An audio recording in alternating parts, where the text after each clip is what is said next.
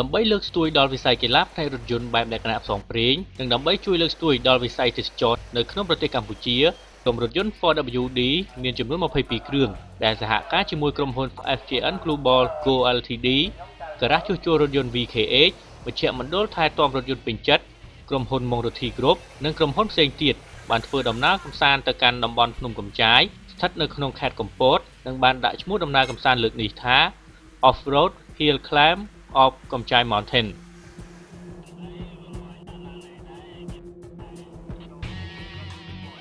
នៅក្នុងដំណើរកម្សាន្តលើកនេះពួកគេនឹងធ្វើដំណើរក្នុងចម្ងាយផ្លូវប្រមាណជាង200គីឡូម៉ែត្រដោយធ្វើដំណើរឆ្លងកាត់តំបន់អភិវឌ្ឍកសិកម្មរបស់ឯកឧត្តមអុកញ៉ា មុងរទ្ធីហើយក៏ជាដំណើរកម្សាន្តបែបផ្សងព្រេងលើកទី1សម្រាប់ឆ្នាំ2015ដែលមានរថយន្តចូលរួមច្រើននិងជាលើកទី2ចាប់តាំងពីការបង្កើតក្រុមរថយន្ត 4WD នៅក្នុងឆ្នាំ2014មកហើយនៅមានរឿងច្រើនទៀតហើយខ្ញុំអរគុណបានមកដល់ទីនេះហើយខ្ញុំអាយុ60ហើយកាន់តែចាស់ហើយទុកឲ្យកូនវាបន្តដឹងថាកូនបន្តបានយ៉ាងម៉េចទេបន្តគឺដើម្បីជួយតហើយខ្ញុំគិតថាសូមឲ្យឡើងអាសាមកនេះឲ្យញឹកតិចហើយខ្ញុំថាល្ងាចនេះបើអត់ទាន់ទៅឡើងក្នុងកំចាយទេគ្រាន់តែនេះមកល្ងាចហ្នឹងអត់អស់ហើយឲ្យបើករហូតហើយបើត្រូវការខ្ញុំនាំមុខចង់នាំមុខដែរអត់ទេកុំចេះថាអ្នកម៉ងលទ្ធីកាចអីចឹងដល់ជួបមានអីកាចអត់មានហ្នឹងចូលមកនាំគ្នាចូលមកអត់មានចាំបាច់លុយអីទេជិះដើមគេស្គាល់ផ្លូវហើយតាក់តងតែកូនខ្ញុំទៅមកមើលចុះអត់មានរឿដែលខាត់ទេខ្ញុំថាមកនេះមានសមុទ្រហើយខ្ញុំពងបូមឆ្នេរខ្សាច់ដាក់ហើយមានព្រៃភ្នំហើយមានសទូចទេមកសទូចត្រីហូបទៅអត់មានខាត់ទេប៉ុន្តែប្រយ័ត្នចោល5គីឡូស៊ីបាក់ដល់សទូចខ្ញុំអត់ដឹងទេ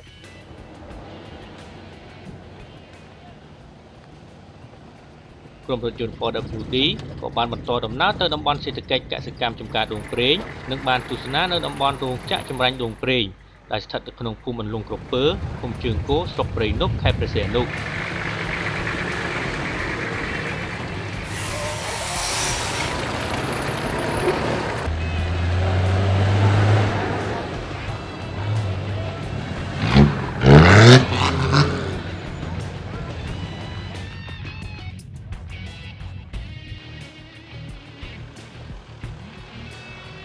រោយពីបានធ្វើការសាកល្បងបើករថយន្តលើស្ថានភាពផ្លូវលំបាកដោយធ្វើដំណើរឆ្លងកាត់ផ្ទាំងថ្មធំៗនិងស្ថានភាពផ្លូវរអិលអស់រយៈពេលប្រមាណម៉ោងរួចមកនៅល្ងាចថ្ងៃដដែលក្រុមរថយន្ត 4WD ក៏បានទៅបោះតង់សម្រាប់មួយយប់នៅជើងភ្នំកំចាយព្រមទាំងធ្វើការជួសជុលនិងផ្លាស់ប្ដូរនៅគ្រឿងបន្លាស់ខូចចេញដើម្បីត្រៀមលក្ខណៈក្នុងការធ្វើដំណើរឡើងភ្នំនៅថ្ងៃបន្ទាប់ដែលស្ថានភាពផ្លូវប្រកបដោយគ្រោះថ្នាក់បំផុត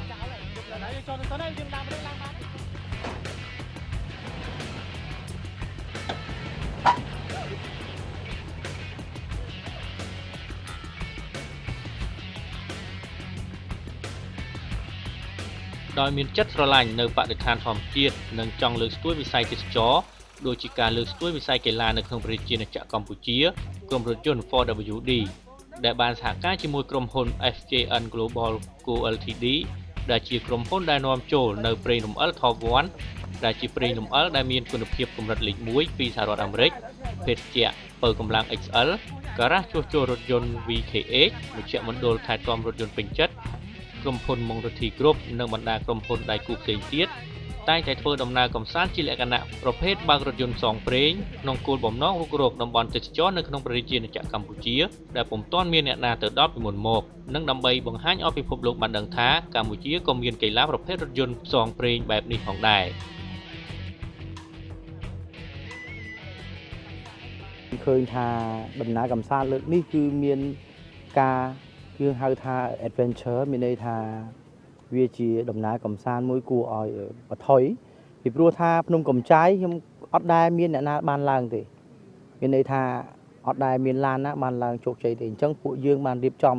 កម្មវិធីនេះគឺថាដើម្បីជំនះនៅឧបសគ្គនេះឡើងបោះតង់លើភ្នំកំចាយនៅថ្ងៃស្អែកម្ល៉េះហើយយើងឃើញថាយើងបានត្រៀមលក្ខណៈហើយថាឡាននីមួយៗត្រូវតែគេហៅថា customize modify ឲ្យឡើងខ្ពស់ហ ហើយមានត្រើយហើយជាមួយនឹងមានមេកានិកមកតាមអញ្ចឹងយើងឃើញថាយើងចង់បង្ហាញទៅបងប្អូនទស្សនិកជនថាប្រទេសកម្ពុជាយើងគឺមានទេសភាពមានសម្រស់ស្អាតណាស់នៅតែពេលវេលាមួយដែលយើងបង្កើតនៅតំបន់ទេសចរនៅកន្លែងដែលយើងបានទៅដោយបងប្អូនធ្លាប់តាមដានដំណើរកំសាន្តយើងហើយការដែលកំសាន្តលើកនេះពិតជាធ្វើឲ្យយើងមានអារម្មណ៍មួយគេហៅថា adventure គឺថាដំណើរដោយបថុយបឋានមែនគឺថាដោយបងប្អូននឹងឃើញចោះទឹកចូលផុកគឺយើងមានសមត្ថភាពគ្រប់គ្រាន់ហើយក៏យើងចង់បានទស្សនីយភាពនឹងបង្កើនតាក់ទាញនៅភ្ញៀវទេសចរអន្តរជាតិមួយចំនួនដែលគាត់ចាប់អារម្មណ៍ខាងនេះឲ្យមកចូលកំសាន្តនៅប្រទេសកម្ពុជាទៅថ្ងៃអនាគតផងដែរបន្ទាប់ពីបោះតង់សម្រាប់នៅជើងភ្នំកំចាយអស់រយៈពេលមួយយប់រួចមកចូលមកដល់ថ្ងៃទី2ដែលជាថ្ងៃដែលក្រុមរថយន្ត 4WD ត្រូវបើករថយន្តឡើងភ្នំក្នុងចម្ងាយផ្លូវប្រមាណ7គីឡូម៉ែត្រដើម្បីទៅបោះតង់សម្រាប់នៅតំបន់លើភ្នំកំចាយនេះនៅព្រឹកថ្ងៃទី2នេះក្រុមអ្នកបើកបររថយន្តទាំងអស់ត្រៀមលក្ខណៈជាស្រេចក្នុងការធ្វើដំណើរឡើងភ្នំប៉ុន្តែមុននឹងចេញដំណើរអ្នករៀបចំក្រុមរថយន្ត 4WD បានធ្វើការជួបពិភាក្សាផ្លាស់ប្ដូរយោបល់ពីសមាជិកនៅក្នុងក្រុមរបស់ខ្លួនពីលក្ខណៈបច្ចេកទេសទៅវិញទៅមកផងដែរពីព្រោះការធ្វើដំណើរនៅក្នុងថ្ងៃទី2នេះក្រុមរបស់ពួកគេនឹងត្រូវធ្វើដំណើរឆ្លងកាត់នៅស្ថានភាពផ្លូវលំបាកនិងប្រកបដោយគ្រោះថ្នាក់បំផុតដែលពួកគេមិនធ្លាប់បានជួបពីមុនមកអញ្ចឹងទី1សូមត្រួតពិនិត្យលក្ខណៈបច្ចេកទេសឡានខ្លួនឯងបើយើងនិយាយខ្លីគឺកង់ណាកង់អញ្ចឹងសូមបធូរឬក៏អីតាមលក្ខណៈបច្ចេកទេសដែលអាចដឹងទៅប៉ុន្តែកង់ខ្ញុំជាក់ស្ដែងខ្ញុំដាក់តែ1គីឡូ2ទេតាក់ទងរឿងទី2ខាងឡានដែលប្រើឡែកដៃឡានដែលប្រើឡែកដៃដូចគួងដូចខ្ញុំនិយាយមិញហ្នឹងគ្រាន់តែជាការចែករំលែកទេកាច់លុបចោលឲ្យទៅឲ្យព្យាយាមប្រើអិលរហូតទៅណាដោយសារស្ថានភាពយើងមានថ្មហើយការបើកបរខ្លួនយើងហ្នឹងក៏អញ្ចឹងដែរស្ថានភាពផ្លូវវាមានថ្មអញ្ចឹងកុំសម្រុកទៅតាមអ្វីដែលយើងអាចគិតថាអញធ្វើទៅបានក្រែងលោមានបញ្ហាដោយសារផ្លូវវាមានផ្លូវតែមួយអត់អាចអ្នកណាវ៉ាបានអញ្ចឹងបើយើងខូចចប់ហើយអ្នកដែលនៅមុខហ្នឹងអញ្ចឹងអ្នកក្រោយគឺជាប់ទាំងអស់អញ្ចឹងមេតាបើកតាមលក្ខណៈបច្ចេកទេសខ្លួនឯងកុំងាយងងឡានខ្លះដូចជាឡានខាងបងបញ្ញាអត់មានត្រើយឡានបារាំងអត់មានត្រើយអញ្ចឹងអ្វីដែលខ្ញុំ recommend គឺរកខ្សែឲ្យហើយអាចពួកនឹងមុខឡានខ្លួនឯងឲ្យហើយបើសិនជាអាចធ្វើទៅបាននៅពេលដែលជាប់យើងដឹងថាឡានណានៅមុខយើងបោះដៃតភ្លាមឲ្យគាត់មកជួយអូសផ្លែមក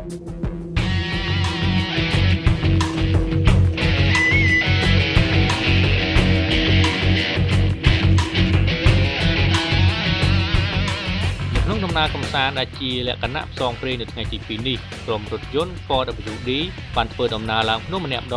ងដែលធ្វើដំណើរលើផ្លូវដែលជាផ្លូវទឹកហូរចុះពីលើភ្នំដែលមានរណ្ដៅជ្រៅទាំងថ្មធំតាមពីកែភ្នំដែលពិបាកក្នុងការបើកបរហើយប្រកបដោយគ្រោះថ្នាក់បំផុតទោះបីជាស្ថានភាពផ្លូវលំបាកក្នុងការបើកបរដែលមានរណ្ដៅជ្រៅទាំងថ្មធំហើយផ្លូវឡើងចោតនៅតាមពីកែភ្នំយ៉ាងណាក៏ដោយក៏ក្រុមអ្នកបើកបររថយន្តផ្សងព្រេងឡើងភ្នំកំចាយទាំងអស់មានភាពសប្បាយរីករាយជាមួយបេសកកម្មរបស់ពួកគេលើកនេះដោយយល់ថាប្លែកខុសពីដំណើរកម្សាន្តពីមុននិងបានព្យាយាមខិតខំធ្វើយ៉ាងណាដើម្បីឲ្យបេសកកម្មរបស់ពួកគេទទួលបានជោគជ័យ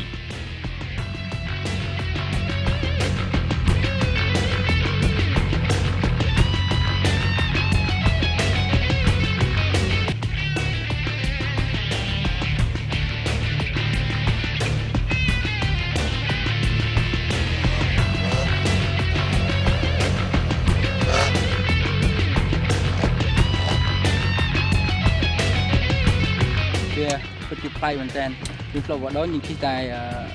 ការលំបាកជួបផុកអញ្ចឹងវាងាយស្រួល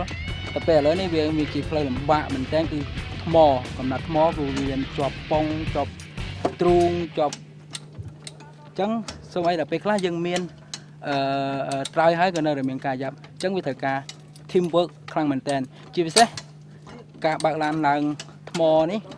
ខ្លាំងបំផុតមិនមែនតកង់ទេគឺអ្នកសញ្ញោផ្លូវថាឲ្យបត់ទៅឆ្វេងបត់ទៅស្ដាំគឺខ្លាំងជាងគេគឺអ្នកសញ្ញោនឹងឯងសបាយ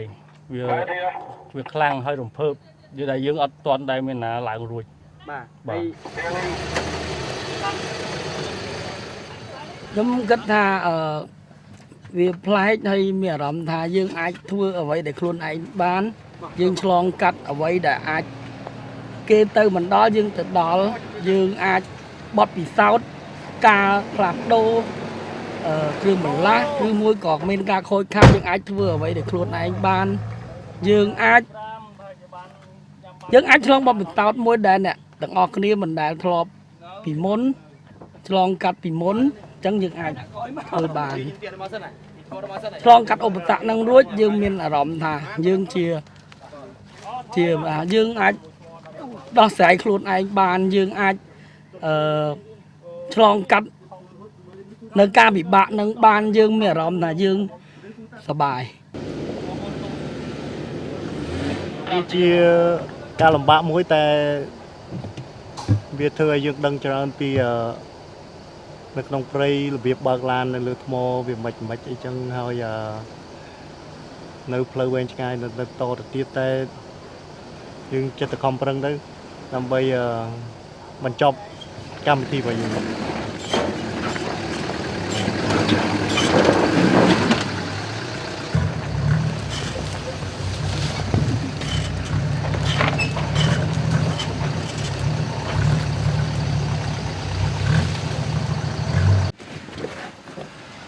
ចំពោះការបើកបររថយន្តនៅក្នុងស្ថានភាពលំបាកប្រកបដោយគ្រោះថ្នាក់ទាំងនេះក្រុមរថយន្ត 4WD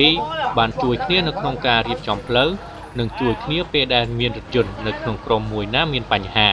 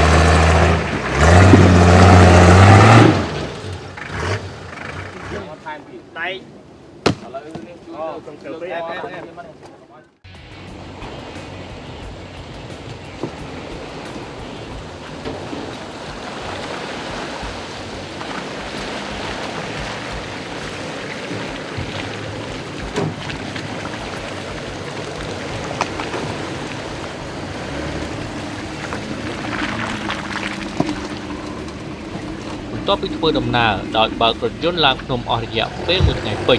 ក្នុងចម្ងាយ12គីឡូម៉ែត្រឡើងមកបោះតង់សម្រាប់នៅលើភ្នំកំចាស់វិញមកក្រុមរថយន្ត 4WD បានមកដល់គោលដៅរបស់ពួកគេដែលបានកំណត់ដោយជោគជ័យ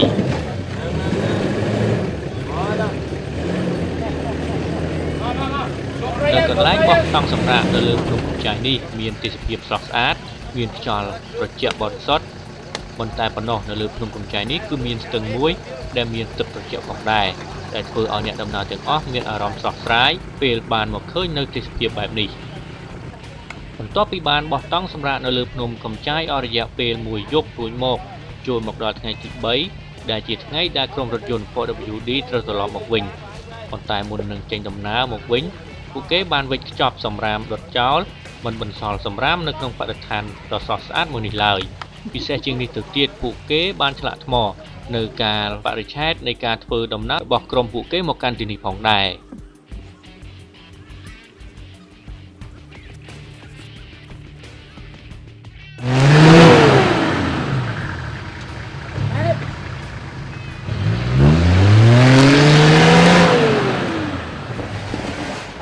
សាមគ្គីភាពការចេះជួយគ្នាក្នុងគ្រាលំបាកភាពប៉ិនប្រសប់ក្នុងការបើកបរប្រកបដោយបច្ចេកទេសចេះយល់ដឹងពីស្ថានភាពផ្លូវនិងបទពិសោធន៍ដែលមាននាពេលកន្លងមកបានធ្វើឲ្យការធ្វើដំណើរវិលត្រឡប់របស់ពួកគេទទួលបានជោគជ័យនិងប្រើពេលតិចជាងមុនហើយដំណើរកម្សាន្តដែលមានលក្ខណៈផ្សងព្រេងមកបោះតង់សម្រាប់នៅលើភ្នំកំចាយនេះទទួលបានជោគជ័យនិងមិនបានធ្វើឲ្យសមាជិកណាមួយគ្រោះថ្នាក់ទេ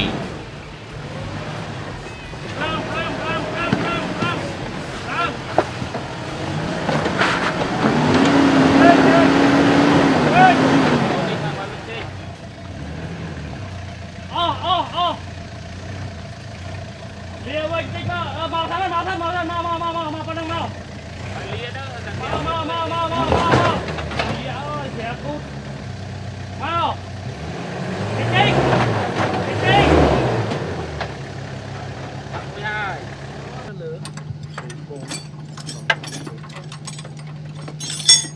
Đây như thế bộ. Ta giờ mình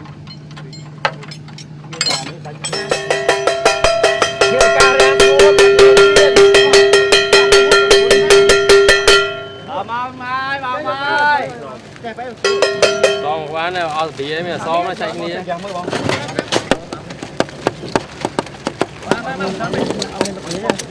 Ok. Ô là phía.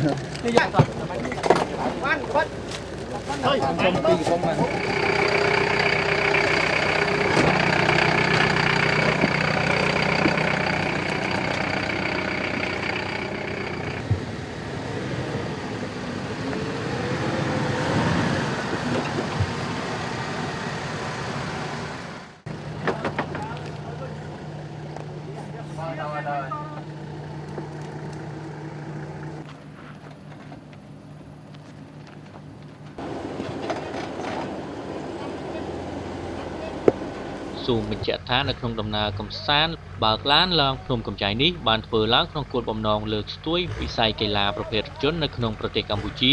និងដើម្បីបង្ហាញនៅតំបន់ទេសចរនៅក្នុងប្រទេសកម្ពុជាឲ្យសាធារណជនបានដឹងចំពោះដំណើរកំសាន្តរបស់តង់សម្រាប់នៅលើភ្នំកំចៃនេះមានការសហការដោយក្រុមហ៊ុន FGN Global Co Ltd ដែលជាក្រុមហ៊ុននាំចូលនៅប្រេងរំអិលថបវ័នដែលជាប្រេងរំអិលដែលមានគុណភាពកម្រិតលេខ1ពីសហរដ្ឋអាមេរិកនិងភេសជ្ជៈបើកម្លាំង XL ការ៉ាជួសជុលយន្ត VKH វិជ្ជមណ្ឌលថែទាំរថយន្តពេញចិត្តក្រុមហ៊ុនរថយន្តគ្រប់និងបណ្ដាក្រុមហ៊ុនដៃគូផ្សេងទៀតផងដែរគួររំលឹកផងដែរថានាពេលកន្លងមកដើម្បីលើកស្ទួយវិស័យទេសចរនិងដើម្បីបង្ហាញឲ្យពិភពលោកបានដឹងថានៅប្រទេសកម្ពុជាក៏មានកីឡាប្រភេទរថយន្តដែលធ្វើដំណើរផ្សងព្រេងនេះក្រុមហ៊ុន FGN Global Co Ltd ការ៉ាជួសជុលរថយន្ត VKH វិជ្ជមណ្ឌលថែទាំរថយន្តពេញចិត្តក្រុមហ៊ុនមង្ឃរទ្ធីគ្រប់និងបណ្ដាក្រុមហ៊ុនដៃគូផ្សេងទៀតតែបង្កើតដំណើរកម្សាន្តជាលក្ខណៈផ្សងព្រេងទៅកាន់តំបន់ទេសចរណាដែលមិនទាន់មានអ្នកណាទៅដល់និងមិនទាន់មានការអភិវឌ្ឍដើម្បីបង្ហាញទេសចរអន្តរជាតិក៏ដូចជាទេសចរជាតិបានដឹងថាប្រទេសជាតិកម្ពុជាក៏មានតំបន់ទេសចរដែលមានទេសភាពស្រស់ស្អាតនិងខ្យល់អាកាសបរិសុទ្ធបែបធម្មជាតិមិនចាញ់បរទេសនោះទេ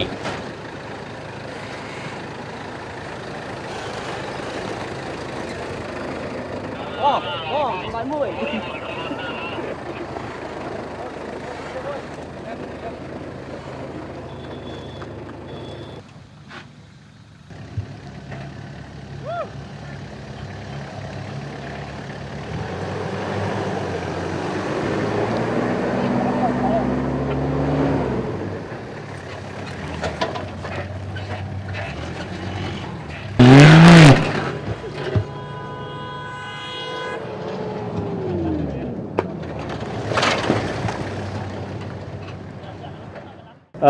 Tíបញ្ចប់នេះក្រុមខ្ញុំបានបញ្ចប់បេសកកម្មរបស់ខ្ញុំដោយជោគជ័យក្នុងនោះសូមថ្លែងអំណរគុណដល់ក្រុមកូនក្រុមខ្ញុំទាំងអស់ដែលបានសហការគ្នាដូចជាក៏ដូចជាមិត្តភ័ក្តិទាំងអស់ដែលបានរួមសហការគ្នាដើម្បីដំណើរកម្សាន្តនេះបានជោគជ័យគឺសូមថ្លែងអំណរគុណដល់បងប្អូនក្នុងក្រុមហើយនិងមិត្តភ័ក្តិទាំងអស់ហើយដែលបានធ្វើដំណើរនេះគឺឆ្លងកាត់ឧបសគ្គច្រើនមែនទែនអញ្ចឹងដូចបានឃើញនៅក្នុងវីដេអូឃើញខ្លះៗហើយគឺផ្លូវនេះគឺលំបាកមែនទែនអញ្ចឹងតមានការសហការគ្នាជាមួយគ្នាបានយើងអាចឆ្លងឧបសគ្គនេះបាន